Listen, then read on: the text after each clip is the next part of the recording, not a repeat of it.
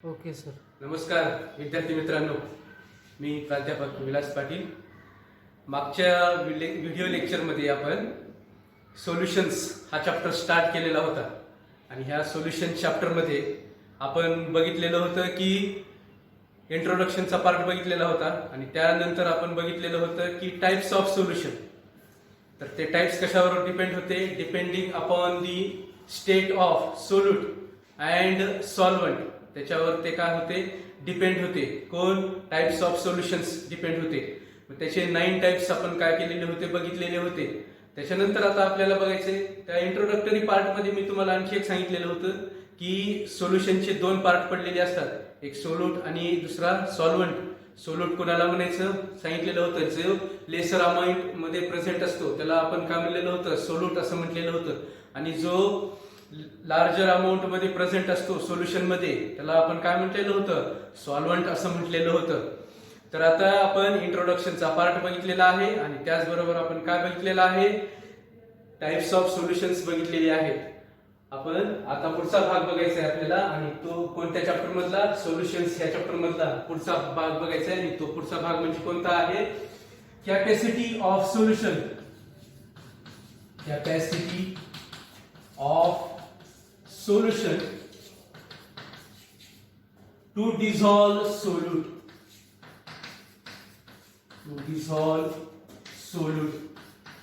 हे आपल्याला काय करायचं आता बघायचं आहे. हा पॉइंट आहे आपलं 12वी बोर्डाचं पुस्तक बघा.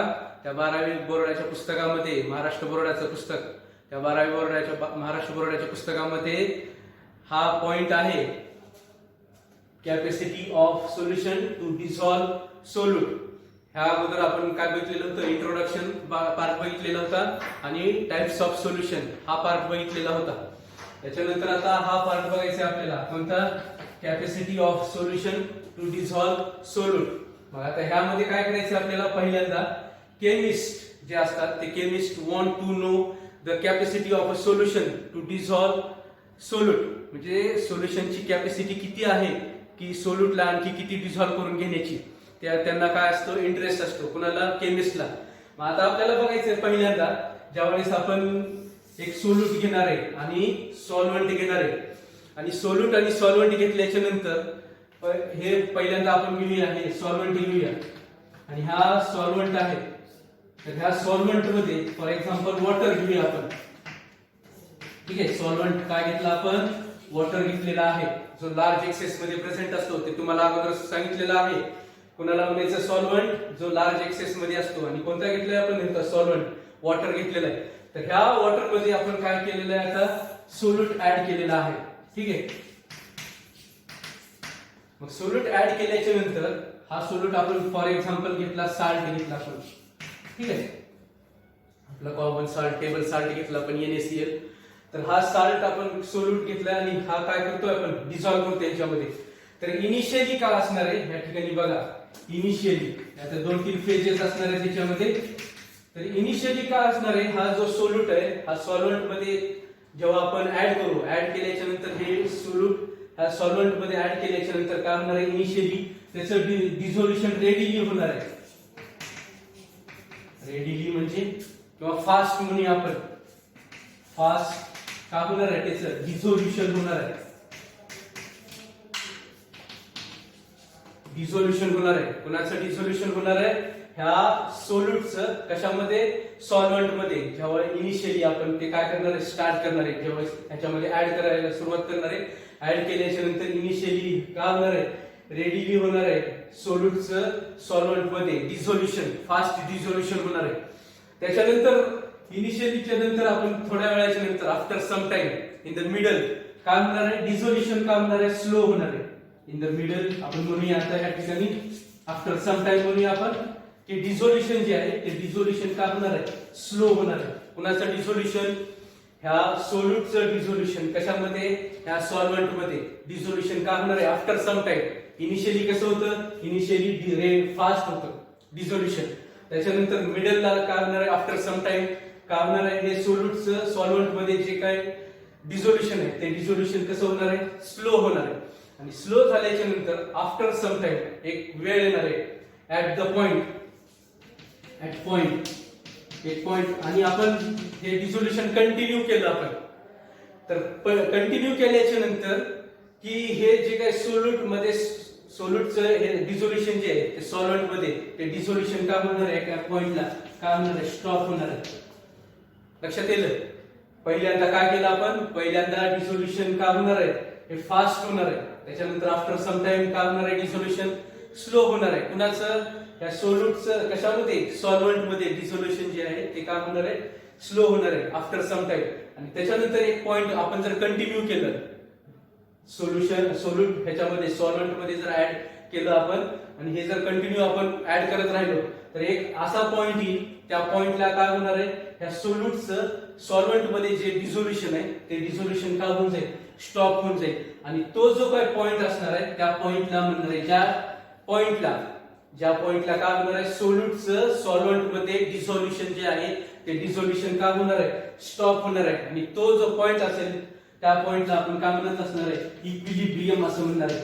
You know very well equilibrium means गेल्या वर्षी आपण केमिकल इक्विलिब्रियम चॅप्टर शिकलेला आहे आणि त्या केमिकल इक्विलिब्रियम मध्ये आपण सांगितलं होतं इक्विलिब्रियम म्हणजे नेमकं काय होणार आहे. तर त्या पॉइंटला आपण काय म्हणणार आहे कोणत्या पॉइंटला ज्यावेळेस सोल्यूटचं सॉल्व्हंट मध्ये काय होत असतं डिझोल्युशन जे होणार आहे ते काय होणार आहे स्टॉप होणार आहे. आणि त्या स्टॉप झाल्याच्या नंतर ती जी का पॉइंट येणार आहे त्याला आपण काय म्हणत असतो इक्विलिब्रियम. आणि ते कसलं इक्विलिब्रियम राहणार आहे डायनॅमिक इक्विलिब्रियम. आणि त्यावेळेस जे काही सोल्युशन असणार आहे त्या सोल्युशन्सला आपण काय म्हणणार आहे सॅच्युरेटेड सोल्युशन असं म्हणणार आहे. Saturated solution. कधी सॅच्युरेटेड सोल्युशन ज्यावेळेस या सोल्यूटचं सॉल्व्हंट मध्ये डिसोल्युशन जे आहे ते काय झालेलं असणार आहे स्टॉप झालेलं असणार आहे. आणि त्यावेळेस एक पॉइंट येत असतो कोणता पॉइंट इक्विलिब्रियमचा डायनॅमिक इक्विलिब्रियम म्हणतो आपण त्याला. त्यावेळेस जे काय सोल्युशन तयार होणार आहे कारण आपण सोल्यूट सॉल्व्हंट मध्ये ऍड केलेलं आहे आणि त्यावेळेस जे काही सोल्युशन तयार होणार आहे त्या सोल्युशनला आपण काय म्हटलेलं आहे सॅच्युरेटेड सोल्युशन असं म्हटलेलं आहे. आणि आता ह्या सॅच्युरेटेड सोल्युशन आपल्याला हे एक्झाम्पल मी तुम्हाला आणखी एक आपल्या रोजच्या जीवनाशी रिलेटेड एक करून सांगतो. जेव्हा आपल्याला भूक लागलेली असते तेव्हा इनिशियली आपण काय करत असतो जेवण भूक लागल्याच्या नंतर जेवण पटपट पटपट जेवत असतो. म्हणजे तेच इथे इनिशियली काय होणार आहे डिसोल्युशन फास्ट होणार आहे ते आता सांगितलेलं आहे. त्याच्यानंतर थोडंसं पोट भरल्याच्या नंतर आपण थोडंसं काय करत असतो स्लो जेवत असतो. आणि एक पॉइंट असा येत असतो की त्यावेळेस आपल्याला आपण काय करत असतो जेवण स्टॉप करत असतो. ठीक आहे पोट भरलं असं म्हणत असतो. पोट भरलं म्हणजे काय म्हणू आपण त्याला सॅच्युरेटेड सोल्युशन झालं असं म्हणू. या ठिकाणी सॉल्व्हंट मध्ये ऍड केल्याच्या नंतर ज्यावेळेस ते डिसोल्युशन स्टॉप होणार आहे त्यावेळेस जे काही सोल्युशन तयार होणार आहे त्याला आपण काय म्हणत असतो सॅच्युरेटेड सोल्युशन असं म्हणत असतो. लक्षात येतंय काय सांगायला होते. म्हणजे पहिल्यांदा आपण लवकर जेवतो त्याच्यानंतर आपली स्पीड थोडीशी कमी होते आणि एका पॉइंटला आपण जेवण काय करत असतो स्टॉप करत असतो. त्याचप्रमाणे इथं सांगितलेलं आहे. मग हे जे सॅच्युरेटेड सोल्युशन आहे हे सॅच्युरेटेड सोल्युशन आणि इक्विलिब्रियम सांगितलेलं आहे. कोणते इक्विलिब्रियम असतं ते त्या ठिकाणी डायनॅमिक इक्विलिब्रियम असतं. मग त्या इक्विलिब्रियम मध्ये काय होत असतं की सोल्यूट हे प्लस सॉल्व्हंट हे सोल्यूट प्लस सॉल्व्हंट आणि काय तयार करणार आहे हे सोल्युशन तयार करणार आहे. लक्षात घ्या आता. ठीक आहे तर हे सोल्यूट आणि सॉल्व्हंट हे एकमेकांमध्ये मिक्स झाल्याच्या नंतर हे काय होणार आहे कोणती प्रोसेस राहणार आहे डिसोल्युशनची. आताच मी सांगितल्याप्रमाणे डिसोल्युशनची. आणि सोल्युशन पासून परत सोल्यूट जे तयार होणार आहे त्याला आपण काय म्हणत असतो क्रिस्टलायझेशन असं म्हणत असतो. कोणती प्रोसेस म्हणणार आहे आपण क्रिस्टलायझेशन. ठीक आहे क्रिस्टलायझेशन आपण काय म्हणणार आहे ह्या ठिकाणी कोणती प्रोसेस सांगितली मी तुम्हाला क्रिस्टलायझेशनची. हे कधी येणार आहे हे इक्विलिब्रियमच्या वेळेस. इक्विलिब्रियम म्हणजे सांगितलेलं होतं सोल्यूट सॉल्व्हंट आणि काय तयार होणार आहे ह्या ठिकाणी सोल्युशन तयार झालेलं आहे. सोल्यूट आणि सॉल्व्हंट मिक्स झाल्याच्या नंतर हे डिझोल्युशनची प्रोसेस आहे. आणि सोल्युशन पासून हे सोल्यूटचे पार्टिकल्स तयार होत असतात त्याला आपण काय म्हणत असतो क्रिस्टलायझेशन. म्हणजेच ह्या ठिकाणी इक्विलिब्रियम कोणामध्ये डेव्हलप होणार आहे इक्विलिब्रियम डेव्हलप होणार आहे number of solute particles living म्हणजे रेट इक्वल होणार आहे. कोणाचा रेट इक्वल होणार आहे ह्या ठिकाणी रेट इक्वल होणार आहे number of solute particles, number of solute particles equal, equilibrium मध्ये इक्वल होत असतो, रेट इक्वल होत असतो. मग कुठला रेट इक्वल होणार आहे? नंबर ऑफ सोल्यूट पार्टिकल्स जे आहेत ते number of solute particles leaving, leaving म्हणजे सोडून जाणे, leaving number of leaving is equal to, हे काय असणार आहे? Number of solute particles leaving. कोणाला leaving? Leaving crystal. So leaving crystal is equal to काय असणार आहे? त्यांचा रेट इक्वल होणार आहे नंबर ऑफ सोल्यूट पार्टिकल्स जे की काय होईल? रिटर्निंग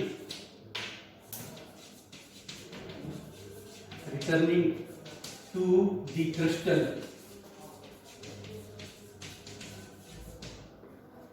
लक्षात येतंय? क्रिस्टल हा यांचा रेट काय होणार आहे? इक्वल होणार आहे. म्हणजे लिव्हिंग क्रिस्टल स्ट्रक्चर सोडून लिव्हिंग करणार आहेत आणि ते कशामध्ये जाणार आहेत? सोल्युशन मध्ये जाणार आहेत. आणि सोल्युशन ला सोडून परत ते कशामध्ये येणार आहेत? क्रिस्टल मध्ये येणार आहेत. ह्या दोघांचा रेट काय होत असतो? इक्विलिब्रियम होत असतो. आणि इक्विलिब्रियम मध्ये, आणि हे कधी होणार आहे? हे होणार आहे ज्यावेळेस ह्या सोल्युशनची कोणत्या कंडिशनला येतील? ते सॅच्युरेटेड सोल्युशन किंवा आपण काय म्हणूया त्याला इक्विलिब्रियमच्या कंडिशनला येतील. त्या इक्विलिब्रियमच्या कंडिशनला आल्याच्या नंतर ह्या दोघांचा रेट जो आहे काय होणार आहे? इक्वल होणार आहे. कोणत्या दोघांचा rate? Number of solute particles leaving the crystal आणि number of solute molecules returning, solute molecules म्हणूया रिटर्निंग टू दी क्रिस्टल. हे काय होणार आहे? इक्वल होणार आहे. ह्या दोघांचा रेट इक्वल होणार आहे आणि त्यावेळेस त्याला आपण म्हणत असतो इक्विलिब्रियम किंवा सॅच्युरेटेड सोल्युशन. मग ह्याच्यापेक्षा जास्त जर आपण आणखी सोल्यूट जर ऍड केलं, आणखी जर आपण ह्याच्यामध्ये काय करू लागलो? सोल्युशन सोल्यूट ऍड करू लागलो, तर त्यावेळेस जे काय सोल्युशन तयार होणार आहे, सॅच्युरेटेड सोल्युशन झाले. आता ह्याची कॅपॅसिटी संपलेली आहे, डिसोल्युशनची कॅपॅसिटी संपलेली आहे. कॅपॅसिटी संपल्याच्या नंतर परत आणखी आपण जर सोल्यूट जर ऍड करू लागलो ह्याच्यामध्ये, तर ते सोल्यूट त्याच्यामध्ये काय होणार नाही? डिसॉल्व्ह होणार नाही. आणि त्यावेळेस जे काय सोल्युशन तयार होईल तर त्या सोल्युशनला आपण म्हणत असतो super saturated solution. Super saturated solution. आणि हे सोल्युशन कसे असतात? हे सुपर सॅच्युरेटेड सोल्युशन हे काय असतं? अनस्टेबल असतं. लक्षात घ्या. आपण जर आपल्या कॅपॅसिटी पेक्षा जर जास्त जेवण केलं तर आपल्याला सुद्धा ते काय होत नाही? पचत नाही. त्याचप्रमाणे इथे सुद्धा काय? ह्याची कॅपॅसिटी संपलेली आहे सोल्युशनची, सोल्यूट डिसॉल्व्ह करण्याची.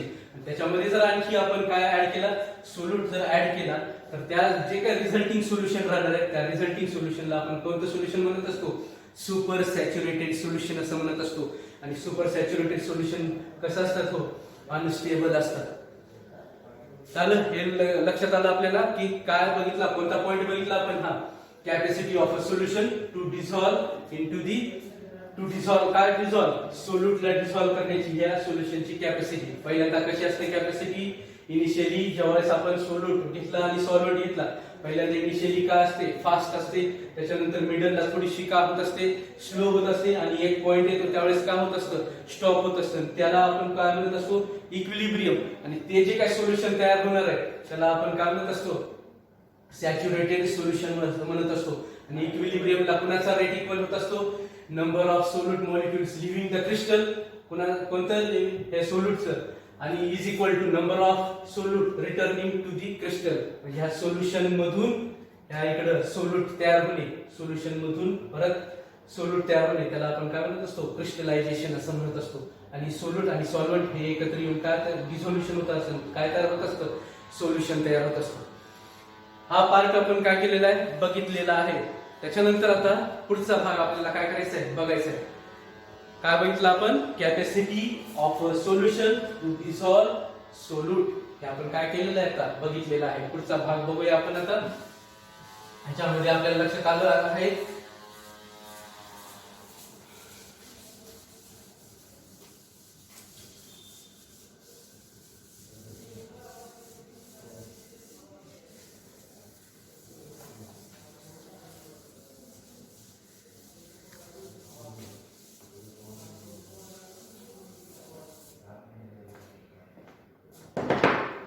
पुढचा भाग बघणार आहोत आपण आता. कोणता भाग बघायचा आपल्याला पुढचा आता? सोल्युबिलिटी. महाराष्ट्र बोर्डाचं पुस्तक आहे, त्याच्यामध्ये पुढचा जो पार्ट आहे तो पुढचा पार्ट त्याच्यामध्ये आहे तो म्हणजे कोणता? सोल्युबिलिटीचा. आता सोल्युबिलिटी कुणाला म्हणायचं ते आपण काय करणार आहोत, पहिल्यांदा बघणार आहोत. सोल्युबिलिटी आता कुणाला म्हणायचं सोल्युबिलिटी?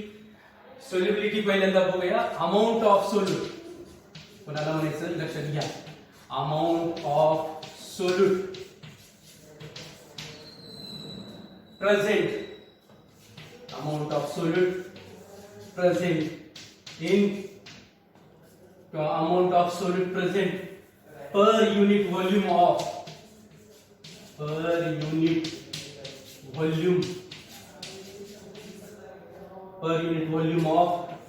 solution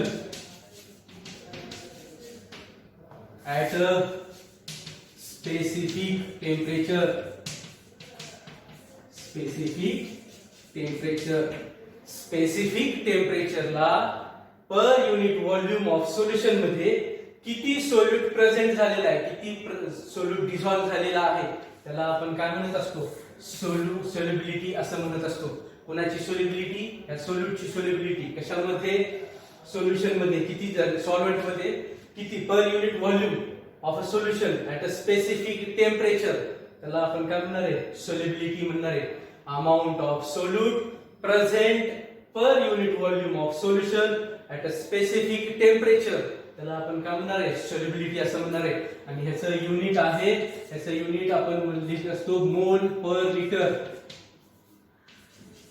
मोल पर लिटर किंवा लिटर इन्व्हर्स हे त्याचं काय असणार आहे? युनिट असणार आहे. आपण पुढे न्यूमेरिकल्स बघणार आहोत, तर त्या न्यूमेरिकल्स मध्ये सोल्युबिलिटीची युनिट राहणार, सोल्युबिलिटी काढा म्हणणार आहे. त्यावेळेस हे काय असणार आहे? मोल्स पर लिटर हे त्याचं काय असणार आहे?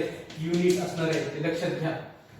म्हणजे पर युनिट व्हॉल्यूम ऑफ सोल्युशन म्हणजे 1 ml मध्ये किंवा 100 ml मध्ये किंवा आपण म्हणूया ते हे करणार आहेत, आपण त्याला कन्वर्ट करतो आपण 1 लिटर असं म्हणूया. आपण त्याला असं सुद्धा म्हणू शकतो आपण 0.5 लिटर किंवा आपण 1 लिटर. याच्यामध्ये किती पर युनिट व्हॉल्यूम ऑफ सोल्युशन, याच्यामध्ये किती सोल्यूट प्रेझेंट आहे ऍट अ स्पेसिफिक टेम्परेचर, त्याला आपण काय म्हणणार आहे? सोल्युबिलिटी असं म्हणणार आहे. आणि त्याचं युनिट काय असणार आहे? मोल्स पर लिटर हे त्याचं युनिट असणार आहे. आता पुढचा भाग बघायचा आपल्याला ह्याच्यामध्ये सोल्युबिलिटी. मग कोणकोणते फॅक्टर्स आहेत की कोणकोणते फॅक्टर्स आहेत की फॅक्टर्स जे अफेक्ट करत असतात, सोल्युबिलिटीवर अफेक्ट करत असतात. मग ते फॅक्टर्स आपण काय करणार आहोत आता बघणार आहोत.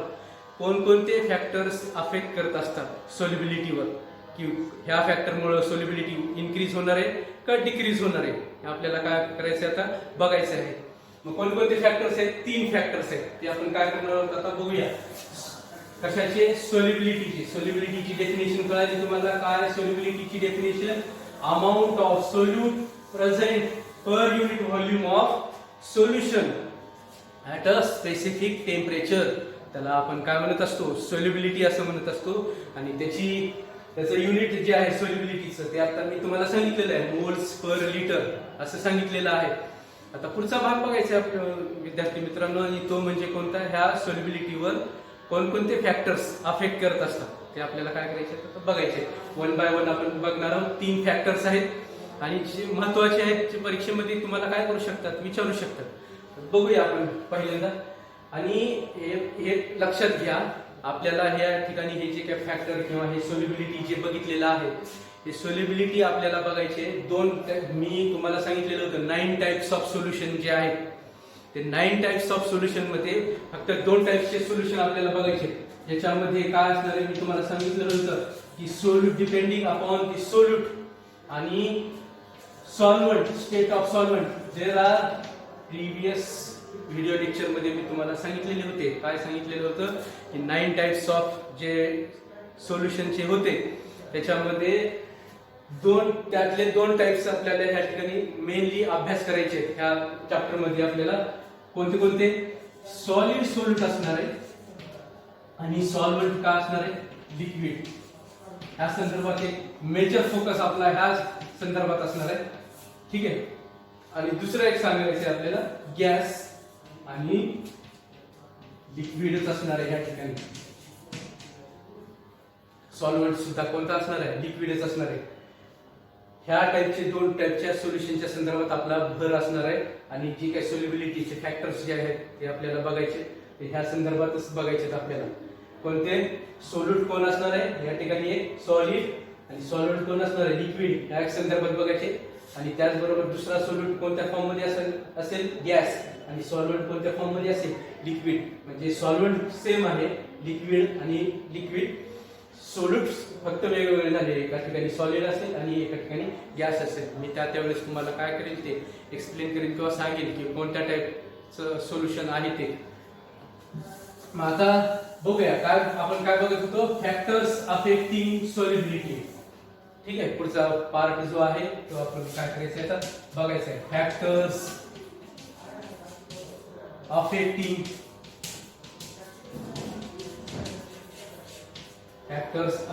solubility.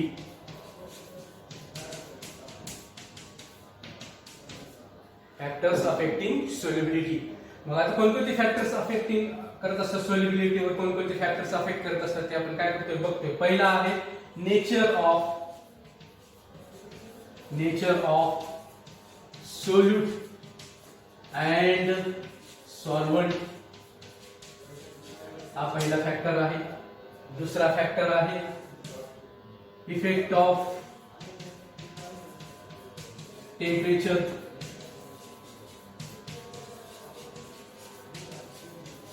हे असणार आहे दुसरा फॅक्टर, इफेक्ट ऑफ टेम्परेचर. आणि तिसरा पार्ट असणार आहे इफेक्ट ऑफ प्रेशर.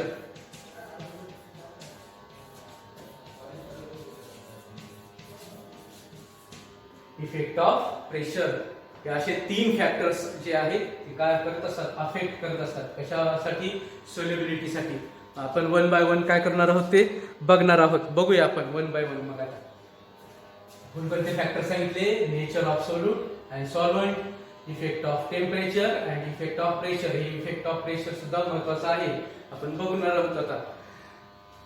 कशावर अफेक्ट करणार आहे, सोल्युबिलिटीवर. आणि सोल्युबिलिटीची डेफिनेशन काय सांगितली मी आता, amount of solute present per unit volume of solution at a given temperature. Given टेम्परेचरला एखाद्या सोल्युशन मध्ये किती सोल्यूट प्रेझेंट आहे तर त्याला आपण काय म्हणत असतो, सोल्युबिलिटी असं म्हणत असतो. तर त्या सोल्युबिलिटीवर काय कोणकोणते फॅक्टर्स अफेक्ट करणार आहेत ते आता मी तुम्हाला सांगितले. Nature of solute and solvent, त्याच्यानंतर इफेक्ट ऑफ टेम्परेचर, आणि तिसरा कोणता फॅक्टर्स बघितला आपण, इफेक्ट ऑफ प्रेशर. तर वन बाय वन आपण काय करायचे त्याला बघायचे कोणकोणते फॅक्टर्स आहेत. म्हणजे त्यांचं एक्सप्लेनेशन आपण काय करणार आहोत आता बघणार आहोत. पहिला आहे बघूया nature of solute and solvent. Nature of solute and solvent nature. मग आता ह्याच्यामध्ये काय सांगणार आहे बघूया आपण आता. इफ आता हे दोन तीन कंडिशन आहेत ते मी तुम्हाला काय करतो एक्सप्लेन करतो. इफ सोल्यूट अँड, हे एक नंबरची कंडिशन आहे ह्याच्यामध्ये. If a solute and solvent, if solute and solvent have same chemical character, same chemical, सगळ्यात महत्वाचं आहे सेम केमिकल कॅरेक्टर. जर दोघांचं सोल्यूट आणि सॉल्व्हंटचं जर सेम कॅरेक्टर असेल, सेम केमिकल कॅरेक्टर असेल, तर त्यांची सोल्युबिलिटी ही का असणार आहे, जास्त असणार आहे. किंवा सोल्युबिलिटी ही का असणार आहे, कोणाची सोल्युबिलिटी, सोल्यूटची सोल्युबिलिटी ही का असणार आहे, जास्त असणार आहे. कशामध्ये, सॉल्व्हंट मध्ये सोल्युबिलिटी ही का असणार आहे, जास्त असणार आहे. कधी असणार आहे, जर सोल्यूट आणि सॉल्व्हंटचं जर सेम केमिकल कॅरेक्टर असतील तर त्यावेळेस सोल्युबिलिटी ही काय असते, हाय असते. कुणाची, सोल्यूटची. कशामध्ये, सॉल्व्हंट मध्ये ही काय असणार आहे, जास्त असणार आहे. ठीक आहे. सोल्यूट आणि सॉल्व्हंटचं ह्या काय म्हणणार आहे आपण, सेम केमिकल कॅरेक्टर जर असतील तर सोल्युबिलिटी ही काय असणार आहे, हाय असणार आहे. म्हणजेच आपल्याला हे एक वाक्य आहे, त्या वाक्यावरून आपल्याला लक्षात येत असतं की आपण प्रेडिक्ट करू शकतो. एक वाक्य, एक सेंटेन्स आहे, की त्या सेंटेन्स वरून आपण लक्षात घेऊ शकतो की प्रेडिक्ट करू शकतो की सोल्युबिलिटी कशी असेल. तर ते आहे वाक्य कोणतं आहे, लाईट डिझॉल्व्स लाईट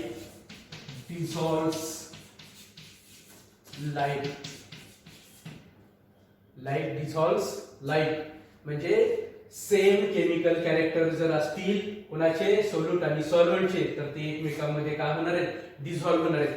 आपण माहिती आहे आपल्याला आपली मैत्री ही कशी असते, तर आपल्या सोबत आपल्यासारखा जर एखादा मित्र असेल तर काय होणार आहे, आपली मैत्री काय होणार आहे, चांगल्या प्रकारे होणार आहे जर त्याची आणि आपले जर कॅरेक्टर काय असतील, सेम असतील तर. ठीक आहे. तर ह्या ठिकाणी मग आपण काय करणार आहे, तर सांगितलेलं मी तुम्हाला की सोल्यूट आणि solvent have the same chemical character, त्यावेळेस सोल्युबिलिटी ही काय असणार आहे, जास्त असणार आहे. आणि त्याचबरोबर मी तुम्हाला एक स्टेटमेंट सांगितले किंवा एक सेंटेन्स सांगितलं. त्या सेंटेन्स मध्ये काय सांगितलं, लाईट डिझॉल्व्स लाईट म्हणजे असेल तर काय असणार आहे, सोल्युबिलिटी जास्त प्रमाणात असणार आहे. फॉर एक्झाम्पल आता ह्याच्यासाठी एक्झाम्पल्स बघूया आपण. आता बरेचसे एक्झाम्पल्स आहेत. NaCl आहे, NaCl dissolves in water. NaCl हा काय असेल, ह्या ठिकाणी आता सोल्यूट असेल. आणि H2O हा काय असणार आहे, सॉल्व्हंट असणार आहे. आता हे NaCl आणि H2O यांचे केमिकल कॅरेक्टर्स काय असणार आहेत, सेम असणार आहेत. मग हे दोघांचे केमिकल कॅरेक्टर सेम असणार आहेत, त्याच्यामुळे ह्यांचं डिसोल्युशन काय होणार आहे, किंवा हा NaCl या H2O मध्ये काय होणार आहे, जास्त प्रमाणात सोल्युबल होणार आहे. कारण ह्या NaCl आणि H2O चे केमिकल कॅरेक्टर कसे असणार आहेत, सेम असणार आहेत. म्हणजे स्टेटमेंट सांगितलं, लाईट डिसॉल्व्स लाईट. आता केमिकल कॅरेक्टर कसे सारखे सेम आहेत, NaCl आणि H2O हे दोघेही काय दाखवत असतात, पोलार नेचर दाखवत असतात. पोलॅरिटी, पोलार मी तुम्हाला सांगितलेलं होतं, कधी गेल्या वर्षी शिकवलेलं आहे स्टेट्स ऑफ मॅटर मध्ये. पोलॅरिटी, दोन पोल तयार होत असतात, बरोबर आहे, पॉझिटिव्ह पोल आणि निगेटिव्ह पोल. तर ह्या ठिकाणी H2O आणि NaCl ह्या दोघांमध्ये काय असणार आहे, पोलार नेचर दाखवणार आहेत किंवा ते डायपोल दाखवणार आहेत. आणि ते पोलार नेचर आहेत, म्हणजे दोन्ही सेम आहेत. आणि दोन्ही सेम आहेत म्हणजे त्याच्यानंतर लाईट डिसॉल्व्स लाईट आणि सोल्युबिलिटी ही काय असणार आहे, जास्त असणार आहे. दुसरं एक एक्झाम्पल आपण बघूया, कोलेस्टेरॉल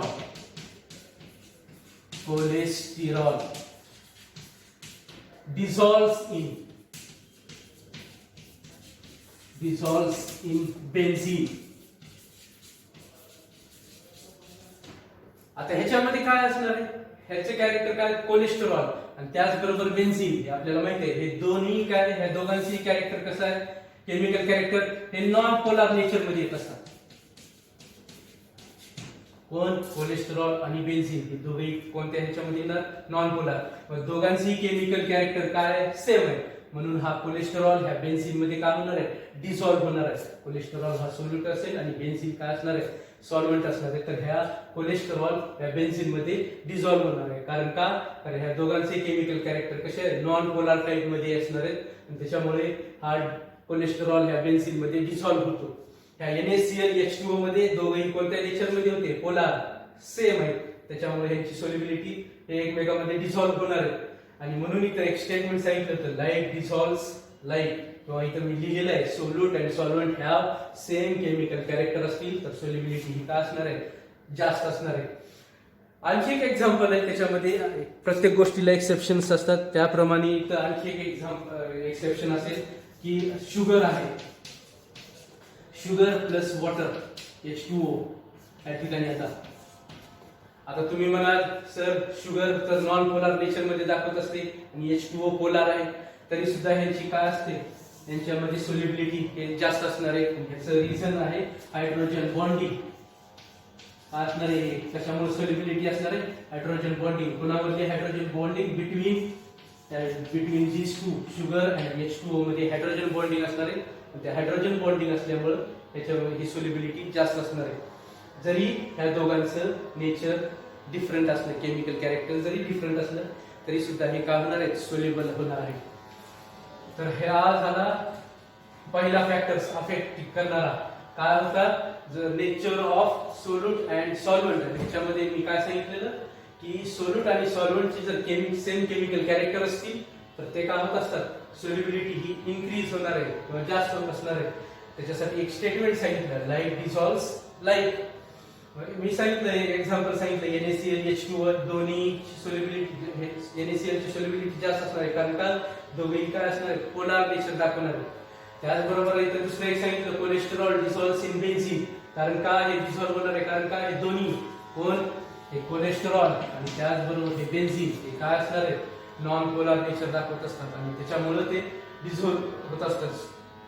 त्याचप्रमाणे इथे एक्सेप्शन सांगितलं मी तुम्हाला या ठिकाणी. हे एक्सेप्शन आहे हे काय आहे, जरी ह्या दोघांचे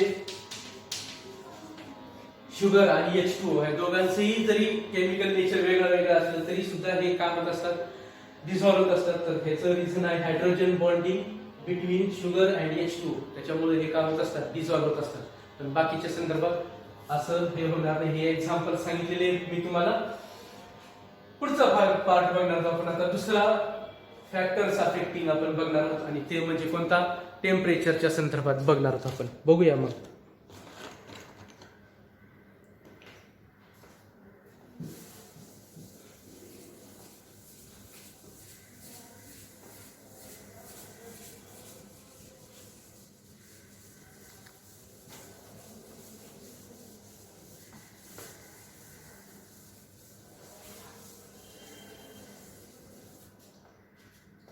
काय सांगितलं मी दुसरा इफेक्ट आहे आणि तो म्हणजे कोणता effect of temperature. Effect of temperature.